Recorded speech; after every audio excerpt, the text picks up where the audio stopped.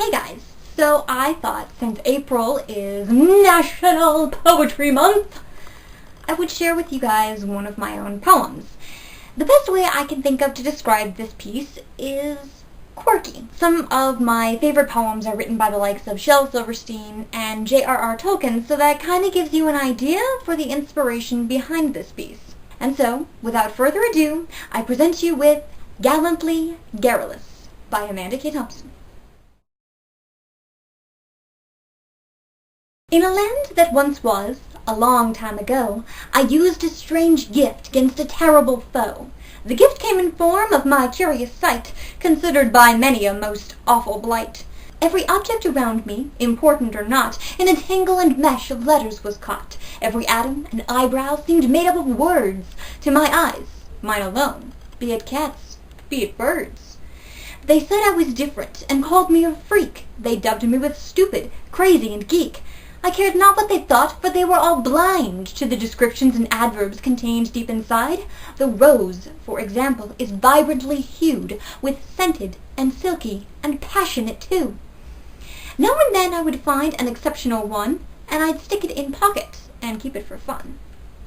It happened one day, when my chores were done, that petrified screams cried, "The dragon has come!" In trepidation, and with alacrity, fled all before hideous dragon, colossally tall. I stared in awe and in morbid wonder at the horrific words, vile and plunder.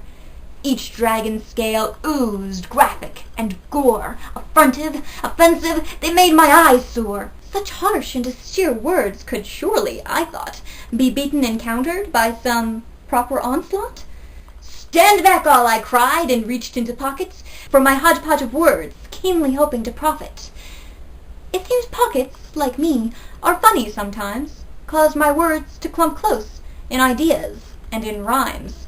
I reached in for one, and pulled out a whole string, leather linked to sturdy, lively, and fling. Maybe powerful sling, so I picked up a rock, and flung at a dragon whose eye it did stalk.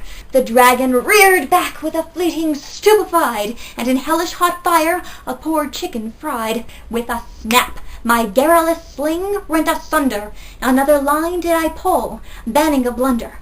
Enraged and perilous now etched in his eyes, I awkwardly stumbled, and to my surprise pulled deadly and biting and bestial afford, all fused tight together, a magnificent sword. The dragon, flanked by flickering flame, raised himself high, and bellowed a boisterous cry to self-glorify. For a moment I stood there, gawping and staring, as he glared down on me with fire spurts flaring, and in that gaping and cavernous mouth I saw the horrid jagged teeth of that overgrown maw.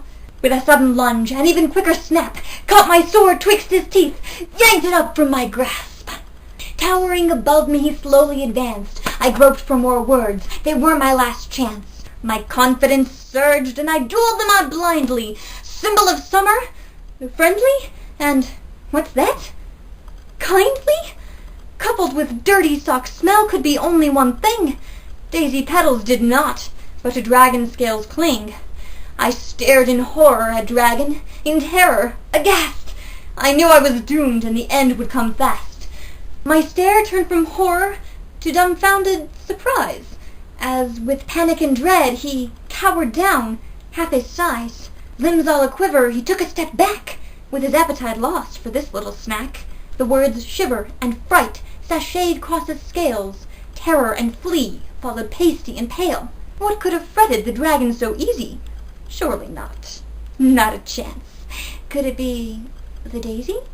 Again dragon cowered, and again I advanced, brandishing flower, and he visibly blanched. And I realized that words like sweet and appealing might conquer along with adorable, endearing. For what better to battle ugly, grotesque, than some sweet nothings reserved for the best? I reached into pocket and pulled out much more. I love yous, considerates, compassions by scores. His eyes went wide with immeasurable terror. Staggering back, he could have whispered a prayer. I gave him all that I had, letters and words, throwing out dears and darlings which lovers preferred, stretching to mercy and grace that abounds. I conquered my foe and beat him into the ground. With a whimper and whine that rivaled spoiled brat, dragon fled, and fire gone cold, simple smoke spat.